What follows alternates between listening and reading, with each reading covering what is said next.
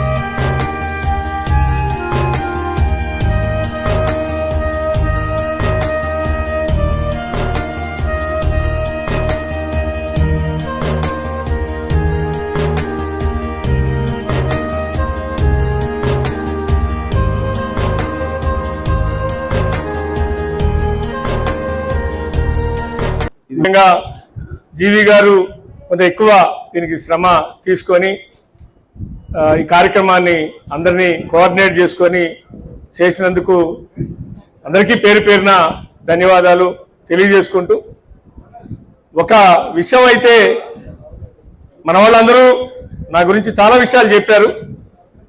ఒక విషయాన్ని నేను మళ్ళీ వాళ్ళు చెప్పిన విషయాన్నే మరోసారి స్పష్టం చేయదలుచుకున్నా.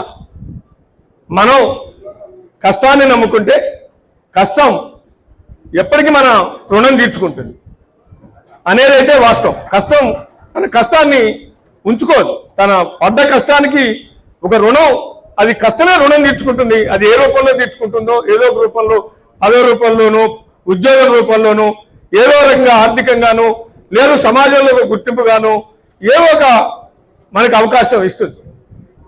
దీనికి షార్ట్ రూట్స్ ఉండవు. అంటే చాలా మంది వాళ్ళ ప్రతిదానికి షార్ట్ రూట్స్ ఎత్తుక్కుంటున్నారు. అది డబ్బులకైనా, పదవికైనా, రాజకీయానికైనా, వ్యాపారానికైనా, దేనికైనా. దానివల్ల కొంతమందిని మోసం చేసి అబద్ధాలు చెప్పి కొంతవరకు లబ్ధి పొందొచ్చేమో కానీ దాంట్లో మానసిక సంతృప్తి అయితే ఉంటుంది. ప్రజల మద్దతు కానీ, అభిమానుల మద్దతు కానీ, మిత్రుల మద్దతు కానీ ఉంటుందని నేను అనుకోను.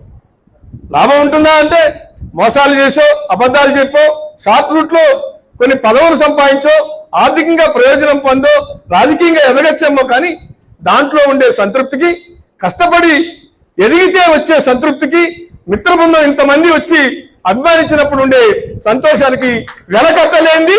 అది ఎప్పటికీ ఎవరికి సాధ్యం కాదు కూడా అని మనస్ఫూర్తిగా మిమ్మల్ని అందరినీ అభినందిస్తూ, నాకు ఇంత మంది మిత్రులు ఉన్నారు అంటే నాకు కూడా గర్వకారణంగా ఉంది. పదవి అనేది ఇవాళ ఉంటుంది, ఇంకో 3 సంవత్సరాల తర్వాత 4 సంవత్సరాలు పోవచ్చు. అది కాదు ఇంపార్టెంట్. ఒకటి, ఎందుకంటే నాకు ఇక్కడ 2-3 వ్యక్తుల్ని మనం గుర్తు చేసుకోవాలి. నాకు వచ్చిన పదవిలో మీరు అందరూ ఎంత సంతోషపడ్డారో, మన నుంచి భౌతికంగా దూరైన 2 వ్యక్తులు ఉండుంటే వాళ్ళు అంతకు డబలు సంతోషపడేవాళ్ళు. ఒకటి నూకల నరేష్ రెడ్డి గారు, నిజానికి చాలా గొప్ప వ్యక్తి. అంతటి గొప్ప వ్యక్తి వాళ్ళకి లేకపోవడం నిజానికి. రెండు మా అమ్మ నిజానికి. కాబట్టి మరొక వ్యక్తి మన బేగ్ గారు కూడా నిజానికి. కాబట్టి ఏమంటున్నా అంటే అంతమంది మీరు ఎవరైనా సరే, మనందరం, మీరు అంటే ఇక్కడ ఎవరు కాదు, అభిమానాన్ని పొందటంలో ఉండే తృప్తి, వాళ్ళ మనసుల్ని చూడగొనటంలో ఉండే తృప్తి దానికి ఏ పదవితో వెలకట్టలేంది, డబ్బులతో వెలకట్టలేంది, దేంతో వెలకట్టలేంది, అది మనం నమ్మాలి, దాన్ని ఆచరించాలి అనేదైతే ఒకటి అనుకుంటున్నాం. సరే, కొంతమంది మనల్ని ఉపయోగించుకుంటారు, విస్మరించవచ్చు, దాని గురించి వరి కావాల్సిన అవసరంలా. ఎందుకంటే నష్టం ఎవరికి అంటే మనకు కాదు, అది కూడా మనం గుర్తుపెట్టుకోవాలి. మనల్ని ఉపయోగించుకుని మనకి అన్యాయం చేశారనో, మోసం చేశారనో, మనల్ని విస్మరించారనో మనం మదన పడుతున్నాం అంటే అది నీ ఫెయిల్యూర్ మంది కాదు. మనల్ని ఉపయోగించుకోనో, మనల్ని ఇది చేసుకోనో మనకి విస్మరించారంటే వాళ్ళు నష్టపోయినట్టు, వాళ్ళు అవమానం తప్ప అవమానం నాకు కాదు. ఇది కూడా మనం గుర్తుపెట్టుకోవాలి. మనకి ఏదైనా అవకాశం రాకపోతే వెంటనే తిట్టిపోస్తుంటాం, అది తప్పది. ఎవరే కూడా మన అవకాశం వాళ్ళు ఇవ్వలేకపోతే వాళ్ళ కర్మ అనుకోవాలి తప్ప నాకు మోసం చేశారు, నాకు అది చేశారు, ఇది చేశారని మనం అనుకోవాల్సిన అవసరం లేదు, బాధపడాల్సిన అవసరం లేదు, మనం దాని గురించి చర్చించుకోవాల్సిన అవసరం లేదు, దాని గురించి ఆలోచించాల్సిన అవసరం అంతకన్నా లేదు. గుర్తుపెట్టుకోండి. ఎందుకంటే అవకాశం అనేది నీ తలుపు తట్టి రావాలి తప్ప నువ్వు తలుపు తీసి కూర్చుంటే, ఎన్నికలప్పుడు ఓట్లప్పుడు తలుపులు తీసి కూర్చుంటారు 12కి కూడా, ఎందుకంటే ఇంకా రాలేదు మా ఇంటికని. అట్లా కాదు కదా, ఇది అది కాదు. ఇది ఏంటి, తలుపు తట్టి మనకి అవకాశం నీకు వచ్చిందని చెప్పి పిలవాలి. ఇందాక సుజయ్ చెప్పినట్టు ప్రభుత్వం మారిన తర్వాత ముఖ్యమంత్రి గారు పిలిచి నువ్వేం ఆలోచిస్తున్నావు అని అడిగాడు. నాకేం ఆలోచన లేదు అన్న. అట్లట్లుంటుంది, నువ్వేదో ఒకటి ఏదో ఒకటి ఆలోచించాలి కదా, నాకు పెద్దగా ఏం లేదన్నా అంటే ఆయనే ఇది అయితే నీకు సూటబుల్, నువ్వు నీ కూర్చున్న చోటకి ఒక జ్యుడిషియరీ పోస్టు, నువ్వు కూర్చున్న చోటకి అధికారం వస్తాడు, ఒక ప్రోటోకాల్ ఉంటుంది అని ఒక 10 చదివి ఇవి నువ్వు ఇది తీసుకోవాలన్నాడు. అది నీ ఇష్టం అని చెప్పాను. ఆయన అంటే ఎంత మనిషి కన్సర్న్ ఉంటే వాళ్ళు ఎట్లా ఫాలో అప్ చేస్తారు. నోటిఫికేషన్ వచ్చిన రోజు ఫోన్ చేశాడు. ఆ రోజుకి నేను ఖమ్మంలో ఉన్నా. అంటే జనరల్గా నోటిఫికేషన్ చూసావా అని అడిగాడు. ఏం సంబోధిస్తాడు ఇక్కడ, నేను అది చెప్పకూడదు, నన్ను ఏం సంబోధిస్తాడు అనేది ఇక్కడ నేను చెప్పను. ఫోన్ చేసి నోటిఫికేషన్ వచ్చింది చూసావా అన్నాడు. ఏం నోటిఫికేషన్ అన్నా అంటే ఆర్టీఐ నోటిఫికేషన్ వచ్చింది, అప్లై చేయి, మర్చిపోకు, నువ్వు నిర్లక్ష్యం చేస్తావు అన్నాడు. చేసిన తర్వాత ఒక నెలకో 2 నెలల తర్వాత ఈ నెల 20కి కంప్లీట్ అయిపోతుంది, మీ ఆఫీసులో చెప్పే ఇక్కడి నుంచి రానని చెప్పేసి అన్నాడు. సరే, అనుకోకుండా డిలే అయింది. డిలే అయిన తర్వాత ఒక రోజు అనుకోకుండా 1-to-1 ఇద్దరే కలుసుకొని మాట్లాడుకునే సందర్భంలో ఆయన పాపం నేను ఫీల్ అవుతున్నా అనుకున్నాను. నేనేం ఫీల్ కాల, ఎందుకంటే ఇవ్వాలని ఉన్న కొన్ని సర్కమ్స్టెన్స్ సందర్భం రాదు, కుదరదు, ఒక్కోసారి డిలే అవుతుంటాయి. కొద్దిగా లేట్ అయింది, ఏమో కొద్దిగా అంటే లేట్ అయింది, అనుకోకుండా లేట్ అయింది అని అన్నాడు. నేను దాని గురించి రాలేదు, వేరే విషయాలు మాట్లాడటానికి వచ్చాను తప్ప దాని గురించి రాలేదు అని చెప్పాను. మళ్ళీ సమావేశం జరిగే రోజు ఇవాళ ఫైల్ అయిపోతుందని మళ్ళీ ఫోన్ చేశాడు. అంటే కన్సర్న్ మన మంచితనమా, లేదు మనం ఆయనకి ఏమన్నా సర్వీస్ చేశామా, లేదు ఇటువంటి వాడికి అన్యాయం జరిగింది అని గుర్తించి న్యాయం చేయాలనుకున్నారా, ఏమనుకున్నారో మనసులో మనకు తెలియదు. ఇది ఎందుకని అంటున్నా అంటే ఇందాక నేను చెప్పిన పదాలకి ఇది ఉదాహరణ అంటున్నా. ఎవరో ఏదో మనకి చేశారు రాదు అని నిరాశపడాల్సిన అవసరం లేదు. ఎవరైనా ఖచ్చితంగా మనం ఆశాజీవులం, 2 కష్టాన్ని నమ్ముకొని, మన నిజాయితీని నమ్ముకొని, మన యొక్క మనస్తత్వం మంచిగా ఉంటే ఎక్కడైనా ఎప్పుడైనా ఏదైనా మనం పొందొచ్చు అనేటువంటి విశ్వసించేవాడిని. ఎందుకంటే ఇందాక వాళ్ళందరూ చెప్పారు ఏ రకంగా జీవితం.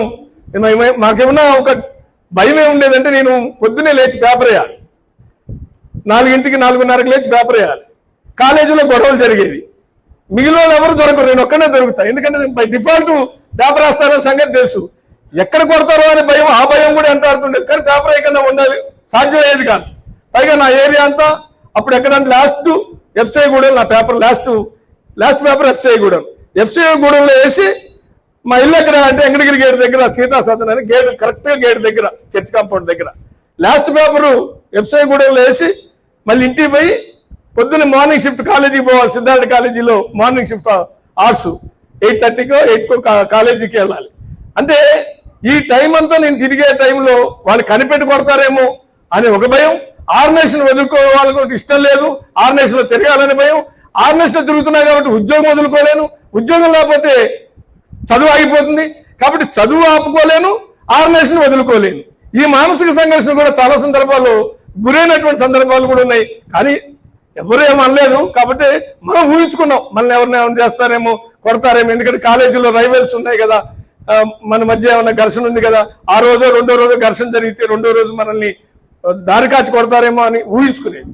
ఇట్లాంటి సందర్భాలు సన్నివేశాలు కోకొల్లలు ఉన్నాయి. ఇందాక చెప్పినట్టు పీజీ సెంటర్లో ఎన్విఎంఎం అందరం బంద్ రోజు అందరం ఏం చేసామంటే రేపే బంద్ అని మాకు తెలియకుండా రేపే బంద్ అంతా తిరుగుతున్నాం. చివరికి మేము జూబ్లీ క్లబ్ దగ్గర నుంచి ఫ్లైఓవర్ ఎక్కాము. అటో కరెక్ట్ సెంటర్కి వచ్చినట్టు అటో పోలీస్ జీప్ ఇటో పోలీస్ జీప్ వచ్చింది. ఇక తప్పించుకోవడం లేదు. దూకితే రైల్వే పట్టాల మీద అందరు కాళ్ళు మోచేతలు ఇరుగుతే చస్తాం తప్ప ఉపయోగం లేదు. అందరిని ఎక్కించుకొని ముదిగొండ పోలీస్ స్టేషన్లో పెట్టారు. మరి బంధు ఫెయిల్ అయిపోయి ముఖ్య నాయకత్వంతో ఏం చేద్దామని అందరూ అనుకుంటే నేను పోతాలే, మీరందరూ ఆ సెంట్రీని పక్కదారి పట్టించండి అని ఆయన చుట్టూరా జరిగి మనవాళ్ళు ఎన్వి రంగన్న వీళ్ళందరూ చాలా మంది ఉన్నారు. ఆ రోజు సెంట్రీతో ముచ్చట చేస్తే నేను తప్పించుకొని ఖమ్మం వచ్చి ఖమ్మంలో మరోజు బంధుని విజయవంతం చేయడానికి ప్రయత్నం చేశాం. అప్పుడు ఈనాడు స్టాఫరు శ్రీరామ్ గారు అని ఉండేవాడు. ఆయన ఏం చేసేవాడు, తిరుగుతుండేవాడు. పాప ఈనాడు శ్రీరామ్ గారు స్కూటర్ వేసుకొని బజాజ్ చేతకి వేసుకొని బంధు జరుగుతుంది, వీళ్ళు ఎవరు కనపట్టలేదు, అసలు ఎట్లా బంధు జరుగుతుంది అని వాళ్ళందరూ తిరుగుతుంటే మేము కనపడలా. సాయంత్రం 6ంటికి పేపర్ స్టేట్మెంట్ ఇవ్వడానికి పోయాను. అప్పుడు కోరస్ కార్బన్ పేపర్ పెట్టి 3 పత్రికలు 4 పత్రికలు ఉండేవి, వాటికి రాసి ఇచ్చాం. అప్పుడే సినిమా వచ్చింది అడవి డ్యూటీలు అని. అప్పటి నుంచి నాకు అడవి డ్యూటీలు అని పేరు పెట్టాడు శ్రీరామ్ గారు. ఇప్పుడు ఎక్కడ కలిసిన హైదరాబాద్లో ఆయన నన్ను అదే పిలుస్తుంటాడు. అంటే ఇట్లాంటి జ్ఞాపకాలు మా మధ్య చాలా ఉన్నాయి. కాబట్టి ఇన్ని విద్యార్థి రాజకీయాల ద్వారా నేర్చుకున్నటువంటి సామాజిక చైతన్యం కానీ, అదేవిధంగా క్రమశిక్షణ కావచ్చు, వ్యక్తిగత జీవితానికి సంబంధించినవి కానీ, లేదు జర్నలిజంలో పోయిన తర్వాత నేర్చుకున్నటువంటి సమాజం పట్ల ఉన్నటువంటి కన్సర్న్ కానీ, తెలంగాణ ఉద్యమ సందర్భంగా నేర్చుకున్నటువంటి అంశాలు కానీ, ఖచ్చితంగా ఇవన్నిటి కూడా రేపు మీరందరూ కోరుకున్నట్టుగా ఖమ్మం జిల్లాకు వన్నె తెచ్చే విధంగా, సమాచార హక్కు చట్టానికి వన్నె తెచ్చే విధంగా, దానికి ఒక గౌరవం పెరిగే విధంగా, ముఖ్యంగా ప్రజలకి మేలు జరిగే విధంగా, మరీ ముఖ్యంగా అట్టడుగు వర్గాలకి న్యాయం జరిగే విధంగా తప్పనిసరిగా కృషి చేస్తానని తెలియజేసుకుంటూ ఇంతటి చక్కటి కార్యక్రమాన్ని నా కోసం ఏర్పాటు చేసినందుకు మీరందరూ వచ్చినందుకు శిరస్సు వంచి నమస్కరిస్తూ సెలవు తీసుకున్నా.